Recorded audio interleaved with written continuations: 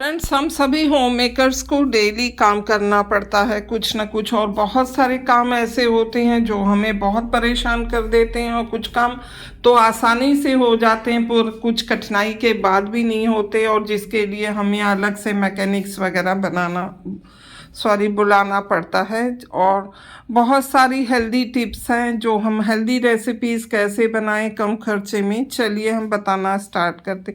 Hello friend, मैं cook with Sneha पर आपका स्वागत है। आज मैं आपको नए तरह की टेस्टी रेसिपी बताऊंगी जिसमें हम बना रहे हैं गाजर के पराठे। तो सारे गाजर को क्रश कर लिया है मैंने 250 ग्राम, और उसमें थोड़ा सा हरे लहसुन, अदरक और हरी मिर्च का पेस्ट, उसके साथ मसाला, साथ ही सौंफ डाला है और धनिया और थोड़ी सी प्याज। अब हमने भुने चने का बेसन यानी सत्तू डाला है। अगर भुने चने का बेसन या सत्तू ना हो तो आप भुना चना हो तो उसको पीस लीजिए, या काला चना हो तो उसे भूनकर फिर पीस लीजिए, या बेसन को भी भून लीजिए। तो इस तरह से आप इन्हें तैयार करके स्टफिंग तैयार कर सकते हैं, और स्टफिंग को टाइट कर लीजिए। तब आपको हमारे गाजर का जूस निकालने की ज़रूरत भी नहीं पड़ेगी, और इसमें सारे पौष्टिक तत्व पड़े रहेंगे। लोग कहते हैं कि सब्जियों का पानी निकाल दीजिए, पर फ्रेंड्स, बिना पानी निकाले भी आप इस तरह की रेसिपीज़ को बना सकते हैं, बहुत ही हेल्दी और टेस्टी। चलिए, हमने ये बाजरा वाला मिक्स आटा लिया है फ्रेंड्स, जिसमें कि आप कहते हैं कि पराठा बनाना कठिन होता है पर बहुत ही हेल्दी होता है। इसमें थोड़ा सा गेहूं का आटा, बाकी बाजरा और ज्वार का आटा लिया है हमने, और इसमें देखिए स्टफिंग हमने भर दिया और साथ ही पैथन भी लगा दिया। बस ध्यान रखें कि आटा जो गूँथें वो थोड़ा सा लूज़ हो और अंदर की स्टफिंग थोड़ी टाइट हो, तो दोनों को मिलाकर हमारा देखिए पराठा कितना अच्छा बन गया। ये पराठा बिल्कुल नहीं फटेगा फ्रेंड्स, और बहुत अच्छे से बन जाएगा। तवे को गरम कीजिए, तवे पे तेल डालिए और फिर उसके बाद पराठे पे भी डालिए।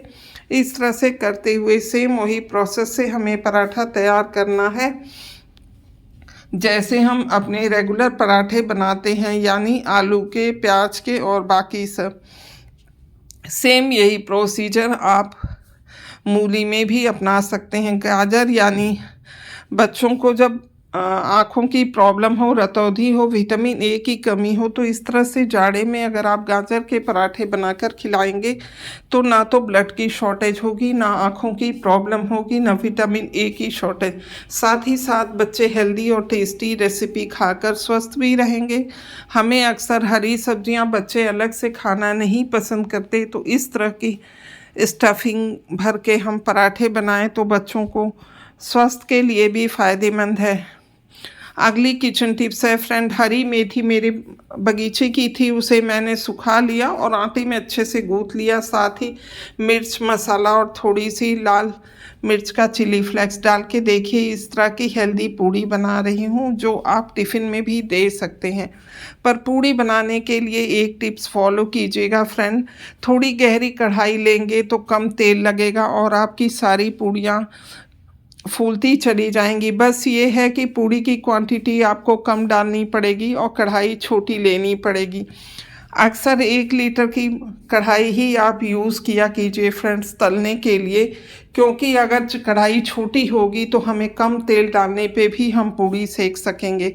ये मेरी 1 लीटर से कम की कढ़ाई है और मैं इसमें सिर्फ 100 ml वो भी तीसी का तेल डाली हूँ फ्रेंड। तीसी का तेल लोग पसंद नहीं करते और जानते नहीं हैं कि मार्केट में मिलता है, पर तीसी का तेल मार्केट में मिल रहा है, मैं अक्सर यूज़ करती हूँ। बहुत ही हेल्दी होता है ये तेल, और साथ ही वेल रिफाइंड नहीं होता, जिसके कारण इसमें अलसी के तत्व होते हैं और जो हमारी बोन के लिए और हड्डियों के लिए ज़्यादा फ़ायदेमंद है, जबकि हम सफोला और अन्य तेलों का यूज़ करते हैं। पर इस तरह के तेल का यूज़ कीजिए और हेल्दी और टेस्टी रेसिपी बना के खाइए। कभी कोलेस्ट्रॉल, बीपी और हार्ट की समस्या नहीं होगी फ्रेंड्स,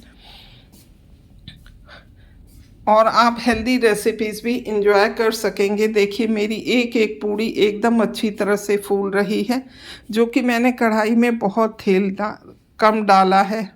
है ना मज़ेदार सी टिप्स। इस तरह की टिप्स फॉलो करेंगे तो आपके लिए ज़्यादा फ़ायदेमंद होगा। आजकल तो परिवार छोटे होते हैं, पर हम कढ़ाई अगर बड़ी यूज़ करते हैं तो बहुत ज़्यादा तेल का खर्च होता है, और जब तेल ज़्यादा डाल देते हैं, तेल बच जाता है, तो या तो हम उसको फेंक देते हैं या दोबारा गर्म करके खाते हैं। अगली किचन टिप्स है फ्रेंड, हमारे बगीचे में हल्दी कच्ची हुई है, और कच्ची हल्दी देखिए हम इस तरह से खुदवा दे रहे हैं अपने वर्कर से। उसके बाद इसे बहुत अच्छे से धुलेंगे। धुलने के बाद ही हमने इसे गर्म पानी में अच्छे से खौला लिया। पहले खौला के हम पानी फेंक दिए, दोबारा खौला के हम बॉयल कर ले रहे हैं पूरी तरह से हल्दी। इसलिए एक बार खौला कर फेंक दिए थे पानी, क्योंकि जो भी मिट्टी चिपकी हो इसमें से हम निकाल लें। फिर इसे मैं एक छन्नी में रख दी थी, और ज़्यादा है ये, और इस तरह से करते हुए इसे हम पीस लेंगे। जैसे हम गाजर वगैरह क्रश करते हैं, सेम वही प्रोसीजर रहेगा। इससे आसान होगा, ना आपको मशीन में इसको भेजने की ज़रूरत पड़ेगी, और ना ही आपको बाज़ार से पैसे खर्च करने पड़ेंगे। इसमें बिल्कुल खलबट्टे की भी ज़रूरत नहीं पड़ेगी, आसानी से ये मिक्सर जार में पिस जाता है, जैसे हम चटनी पीसते हैं या गाजर कोई भी चीज़। इस तरह से कच्ची पीस कर फिर उसे हम फैला के धूप में रख दें फ्रेंड्स, या पंखे में भी आप रख के इसे सुखा सकते हैं। और फिर उसके बाद सुखाने के बाद फिर हम इसे दोबारा पीस लेंगे। है ना मज़ेदार टिप्स। इसे आप दूध में बाकी कोई रेसिपीज़ बना रहे हैं या इसका लड्डू भी बना सकते हैं फ्रेंड्स। अगली किचन टिप्स है हमारी, जैसे इस तरह से कभी सिंक अक्सर हो जाता है, तो हम क्या करें फ्रेंड्स, हमें प्लम्बर बुलाने की ज़रूरत पड़ेगी, पर प्लम्बर इतने जल्दी नहीं आता है। तो हम एक झाड़ू की सींक लें फ्रेंड्स, और झाड़ू की सींक से इसके छेद में धीमे धीमे डाल दें। डालते ही हम देखेंगे कि पानी जो है नीचे जाने लगेगा, और पानी डालते ही सूखे कचरे ऊपर आ जाएंगे। फिर हल्के हल्के हाथों से आप ब्रश से इन्हें पीछे कर दीजिए, पुराने ब्रश की डंडी से या किसी लकड़ी से। पीछे करने के बाद देखिए ये बहुत सारा गंदगी आ गई। देखते हाथ में डाल लगाना घिना लगती है, इसलिए आप पॉलीथीन लगाइए। इस टिप्स को फॉलो कीजिए। पॉलीथीन हाथ में लगाकर तुरंत पलट दीजिए, और आपके हाथों में बिल्कुल गंदगी नहीं आएगी, और बहुत आसानी से आपका सिंक साफ़ हो जाएगा फ्रेंड। और फिर पानी खोल दीजिए, और टैप खोलने के बाद फिर देखेंगे कि धीमे धीमे ये कचरे फिर से जमा होने लगे और सिंक में जाएंगे। धीमे धीमे फिर से आप सेम उसी तरह से करते हुए कचरे को अपने उठा लीजिए, जो बड़े कचरे हों, और इसे उठाकर फिर से पॉलीथीन में रख दीजिए फ्रेंड्स। उसके बाद आप छोटी कैंची लीजिए, और कैंची से इसमें जो चीज़ें फंसी हों उसे सब निकाल दीजिए।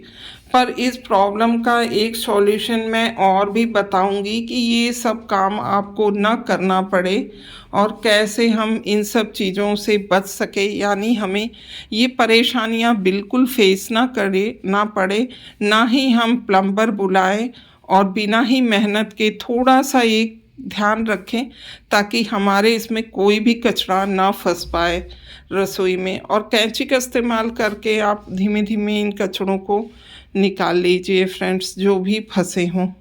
और उसके बाद फिर ध्यान रखिए कि क्या करें कि हमें ये प्रॉब्लम फेस ना करनी पड़ी। कैंची को भी अच्छे से साबुन से वॉश कर लीजिए, अपने हाथ को भी, और कैंची अक्सर सिंक के बगल ही कील लगाकर टांग दीजिए, ताकि जब ज़रूरत हो तो हम इस कैंची का इस्तेमाल कर सकें। ये कैंची सिर्फ इसी के लिए। अगली किचन टिप्स देखिए मैं बता रही हूँ, जैसे बर्तन वगैरह हम धोएं और उसे क्लीन कर रहे हैं, तो इस तरह से जाली लगा दें, स्टील की जाली फ्रेंड्स। स्टील की जाली आती है, जिसे हम जब लगा देंगे तो हमारे सारे कचरे जो हैं इसी जाली में चले जाएंगे। है ना मज़ेदार सी टिप्स। इसको आप फॉलो करेंगे तो ये परेशानियां आपको कभी नहीं आएंगी। ये देखिए इस तरह से आप जाली निकाल लीजिए, और जाली से कचरे को फटाफट डस्टबिन में डाल दीजिए, और फिर दोबारा धुल के इस जाली को लगा दीजिए। इससे ना तो कीड़े मकोड़े किचन में आएंगे, ना स्मेल आएगी। फिर काम करने के बाद कभी कभी रात में आप गर्म पानी डाल दीजिए। फ्रेंड्स, इस 10 अमेजिंग किचन टिप्स में से आपको कौन सी किचन टिप्स अच्छी लगी मुझे ज़रूर कमेंट करके बताइएगा। नेक्स्ट वीडियो में या नेक्स्ट टिप एंड ट्रिक्स के साथ हम फिर मिलते हैं फ्रेंड्स। Thank you.